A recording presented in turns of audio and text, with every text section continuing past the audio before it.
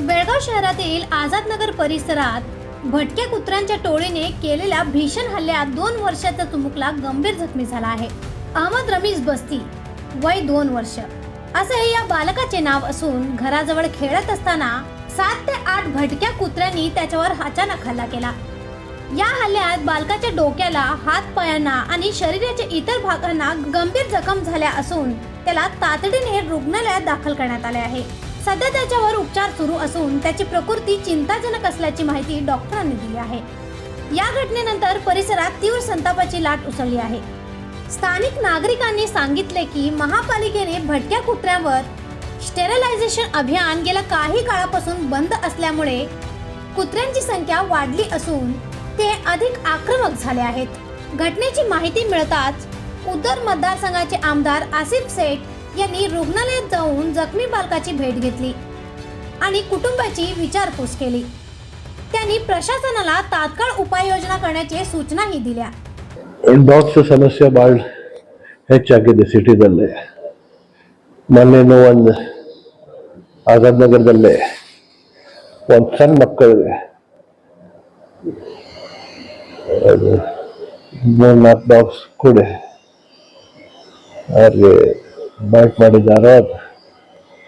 ಲಕ್ಕಿಲಿ ಅಲ್ಲೇ ಪಾಸರ್ಸ್ ಬೈ ಹಿಡ್ಕೊಂಡು ತಗೊಂಡು ಡಾಗ್ ಮಕ್ಕಳಿಗೆ ನಿನ್ನೆ ಕಾರ್ಪೊರೇಷನ್ ಕಮಿಷನರ್ ಜೊತೆ ನಾನು ಮೀಟಿಂಗ್ ಮಾಡಿದ್ದೇನೆ. ಅದು ಭಾಗ್ಯವಾಡಿಯಲ್ಲಿ ಏನು ಡಾಗ್ ಶೆಲ್ಟರ್ ಆಗ್ತಾ ಇದೆ, ಅದು ಸಂಡೇ ತನಕ ರೆಡಿ ಆಗೋದು. ಮಂಡ್ಯದಿಂದ ಅಲ್ಲಿಂದ ಆಪರೇಷನಲ್ ಮಾಡ್ತೀವಿ ಇನ್ನು. ಮತ್ತು ಅಲ್ಲಿ ಸ್ಟೆರಿಲೈಸೇಷನ್ದು ಸ್ಟಾರ್ಟ್ ಆಗ್ತೈತಿ ಮಂಡ್ಯದಿಂದ. ಆಯ್ತಷ್ಟು ಪ್ರಯತ್ನ ಮಾಡಿ ಸ್ಟೆರಿಲೈಸೇಷನ್ ಮಾಡಿ ನಾವು ಇದು ಮೆಡಿಸಿನ್ ಇದೆ ದೂರ ಮಾಡಲಿಕ್ಕೆ ನಾವು ಪ್ರಯತ್ನ ಮಾಡ್ತೀವಿ. ಸಣ್ಣ ಮಕ್ಕಳಿಗೆ ಶಾಲೆಗೆ ಹೋಗ್ಲಿಕ್ಕೆ ಮತ್ತು ಲೇಡೀಸ್ಗೆ ಸಂಜೆಗೆ ಟ್ಯಾಪಲ್ ತರಲಿಕ್ಕೆ ಭಾಳ ತೊಂದರೆ ಆಗ್ತಾ ಇದೆ. ಅದು ಹೆಂಗಾಗೆ one or the other we will try to solve the problem. ನಾವು ಮಾಡ್ತೀವಿ ಅಂತ. बेळगाव शहराच्या विविध भागामध्ये भटक्या कुत्र्यांचा उपद्रव दिवसेंदिवस वाढत चालला असून नागरिकांचे दैनंदिन जीवन अक्षरशः त्रास झाले आहे. शहरात दिवसा असो की रात्री भटक्या कुत्र्यांच्या दहशतीमुळे वाहन चालक, पादचारी तसेच सामान्य नागरिकांना मोठ्या अडचणींचा सामना करावा लागत आहे. ಈ ಸಲುವಾಗಿ ಬೀದಿ ನಾಯಿಗಳ ಹಾವಳಿ ತಡೆಗಟ್ಟುವ ನಿಟ್ಟಿನಲ್ಲಿ ನಿನ್ನೆ ಮಾನ್ಯ ಜಿಲ್ಲಾಧಿಕಾರಿ ಅಧ್ಯಕ್ಷತೆಯಲ್ಲಿ ಕೂಡ ಒಂದು ಮೀಟಿಂಗ್ ನಡೀತು. ಇದರಲ್ಲಿ ಕೆಲವೊಂದು ಇನ್ಸ್ಟ್ರಕ್ಷನ್ಸ್ ಕೊಟ್ಟಿದ್ದಾರೆ. ಏನು area wise feeding zones identify ಮಾಡಬೇಕಾಗತ್ತೆ, ಏನು ಶೆಲ್ಟರ್ ಹೋಮ್ಸ್ ಬಿಲ್ಡ್ ಮಾಡಬೇಕಾಗತ್ತೆ, ಆಮೇಲೆ ಈ ಬಗ್ಗೆ ಏನೋ ಒಂದು ಆಪ್ರೇಷನ್ ಮತ್ತು ಏನು ನಾಯಿಗಳಿಗೆ ಚಿಕಿತ್ಸೆ ಮಾಡಬೇಕು, ಅವ್ರಿಗೆ ಔಷಧಿ ಕೊಡಬೇಕು, ಆ ಒಂದು ನಿಟ್ಟಿನಲ್ಲೂ ಕೂಡ ಕಾರ್ಪೊರೇಷನ್ ಪ್ರವೃತ್ತಿ ಆಗಬೇಕಾಗತ್ತೆ. ಈ ಒಂದು ನಿಟ್ಟಿನಲ್ಲಿ ಈಗ ನಾವು ಆಲ್ರೆಡಿ ಕೆಲಸಗಳನ್ನ ಸ್ಟಾರ್ಟ್ ಮಾಡಿದ್ದೀವಿ. ಇನ್ನೂ ಕೂಡ ನಾವು ಮಾಡ್ತಾ ಇದ್ದೀವಿ. ಈಗ ಒಟ್ಟು ಒಂದು ನಾವು ರಫ್ ಎಸ್ಟಿಮೇಟ್ ಮಾಡಿರೋದ್ರ ಪ್ರಕಾರ ಎಲ್ಲ ಒಂದು ಇನ್ಸ್ಟಿಟ್ಯೂಷನ್ಸ್ನ ಐಡೆಂಟಿಫೈ ಮಾಡಿದ್ದೀವಿ.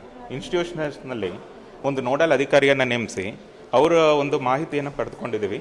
ಒಟ್ಟು ಒಂದು 2,000 ನಾಯಿಗಳು ಐಡೆಂಟಿಫೈ ಆಗಿದೆ. ಈ ಬೀದಿ ನಾಯಿಗಳಿಗೆ ಊಟ ಹಾಕ್ತಾರಲ್ಲ ಸರ್, ಬೇರೆದವರೆಲ್ಲ ಅವ್ರಿಗೆ ಯಾಕೆ ಇದನ್ನು ಮಾಡ್ತಿಲ್ಲ ಅಂತೇಳಿ? ಯಾಕಂದ್ರೆ ಈಗ ನೀವು ಹೇಳತ್ತೀರಿ ನಾವು ರೆಡಿ ಮಾಡ್ತಿದ್ದೀವಿ, ಸೆಟ್ ಮಾಡ್ತಿದ್ದೀವಿ ಅಂದರೆ ಯಾವಾಗ ಸೆಟ್ ಮಾಡೋದು? ಸುಮಾರು 1 ವರ್ಷ 2 ವರ್ಷ ಆಯ್ತು.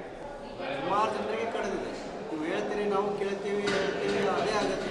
ನೀವು ಯಾವಾಗ ಇದನ್ನು ಮಾಡೋದು? ಓಡಾಡೋಕ್ಕಾಗ್ತಿಲ್ಲ ಇಲ್ಲೇ ಬೆಳಗಾವಿಯಲ್ಲಿ. ಹೌದು, ಯಾರು ರೆಸ್ಪಾನ್ಸ್ ಮಾಡ್ತಿಲ್ಲ.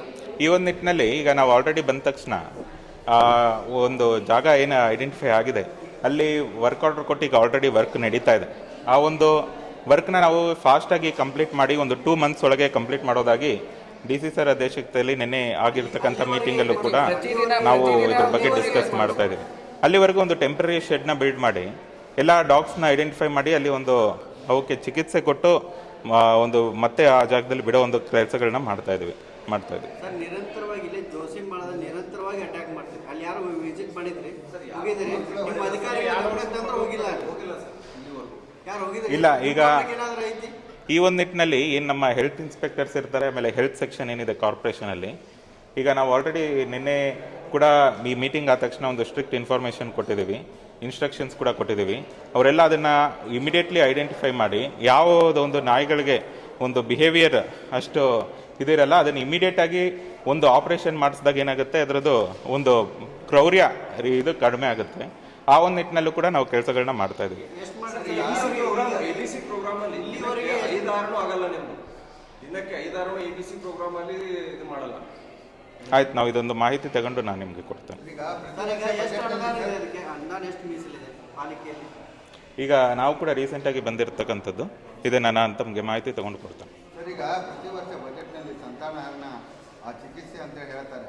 ಏನವರು ಚಿಕಿತ್ಸೆ ಯಾವಾಗ ಮಾಡ್ತಾರೆ ಅನ್ನೋದು ಗೊತ್ತಿಲ್ಲ. ಏನು ಚಿಕಿತ್ಸೆ ಮಾಡಿ ಆಪರೇಷನ್ ಫೇಲ್ ಆಗ್ತಾ ಇದೆಯಾ ಅಥವಾ ಏನು ಚಿಕಿತ್ಸೆನೇ ಮಾಡ್ತಾ ಇಲ್ಲ ಅಂತ ಅನುಮಾನ ಬರ್ತಾ ಇದೆ. ಅಷ್ಟೊಂದು ಬೀದಿ ನಾಯಿಗಳು ಮಕ್ಕಳು ಮನೆ ಬಿಟ್ಟು ಹೊರಗಡೆ ಬೆಳಗಾವಿ ನಗರ ಸಿಟಿ ಬೆಳಗಾವಿ 20,000 ಜನರಿಗೆ ಕಳೆದಿದ್ದಾರೆ. ಬೆಳಗಾವಿ ಸಿಟಿ ಜಿಲ್ಲೆ 20,000 ಜನರಿಗೆ ಸಾಮಾನ್ಯ ಅಲ್ಲ ಅದು. ಆಯಿತು, ಇದನ್ನು ನಾನು ನಿಮಗೆ ಅಂಕಿಅಂಶಗಳನ್ನ ಆಮೇಲೆ ಮತ್ತೆ ಕೊಡ್ತೇವೆ. ಅಲ್ಲೇನು ಫುಡ್ ಹಾಕ್ತಾರಲ್ಲ ಸರ್, ಅವ್ರ ಜೀವ ಬೆದರಿಕೆ ಹಾಕ್ತಾರೆ. ಬೇರೆದವ್ರಿಗೆ ಪ್ರಶ್ನೆ ಮಾಡಿದ್ರೆ ನೀವು ಯಾಕೆ ಫುಡ್ ಹಾಕ್ತೀರಿ ಅಂತ ಕೇಳಿದ್ರೆ ಅವರೇ ಜೀವ ಬೆದರಿಕೆ ಹಾಕ್ತಾರೆ. ಇದೆಲ್ಲ ನಿಮ್ಮ ಅಧಿಕಾರಿಗಳಿಗೆ ಗೊತ್ತಿದ್ರು ಯಾರೋ ಹಾಗೆ ಅದಕ್ಕೆ ಆ ಒಂದು ನಿಟ್ಟಿನಲ್ಲೇ ಕೂಡ ಈಗ ಏನಂದರೆ, ಒಂದು ಫೀಡಿಂಗ್ ಝೋನ್ಸ್ ಯಾಕೆ ನಾವು ಐಡೆಂಟಿಫೈ ಮಾಡ್ತೀವಿ ಅಂದರೆ, ಡೆಸಿಗ್ನೇಟೆಡ್ ಫೀಡಿಂಗ್ ಝೋನ್ಸ್ ಮಾಡಿ ಬಿಟ್ಟಾಗ ಏನಾಗುತ್ತೆ, ಅಲ್ಲಿ ಆ ನಾಯಿಗಳಿಗೆ ಆ ಒಂದು ಜಾಗದಲ್ಲಿ ಮಾತ್ರ ಫುಡ್ ಸಿಗುತ್ತೆ ಅನ್ನೋದು ಅವ್ರಿಗೆ ಗೊತ್ತಾಗುತ್ತೆ. ಈಗ ಬೇರೆ ಜನರಲ್ ಆಗಿ ಏನಾಗ್ತದೆ, ಬೇರೆ ಕಡೆ ಎಲ್ಲ ಕಡೆ ಓಡಾಡಿಕೊಂಡು ಎಲ್ಲ ಸಿಕ್ಕ ಜಾಗಗಳಲ್ಲಿ ಫುಡ್ ಹಾಕುವಾಗ ಏನಾಗುತ್ತೆ, ಅದೊಂದು ಪ್ಯಾಟ್ರನ್ ತಪ್ಪೋಗುತ್ತೆ. ಆ ಒಂದು ನಿಟ್ಟಿನಲ್ಲೂ ಕೂಡ ಈಗ ನಾವು ಕೆಲವೊಂದು ಕೆಲಸಗಳನ್ನ ಐಡೆಂಟಿಫೈ ಮಾಡ್ತಾ ಇದ್ವಿ, ಅದನ್ನೆಲ್ಲ ಮಾಡ್ತೀವಿ. ಈಗ रिपब्लिक शहरातील भटक्या कुत्र्यांचा बंदोबस्त करण्यासाठी तातडीने ठोस पावले उचलावीत अशी मागणी आता नागरिकांकडून जोर धरू लागली आहे. अशा आणखीन अपडेटसाठी फॉलो करा व्हॉइस ऑफ टेलिग्रामला.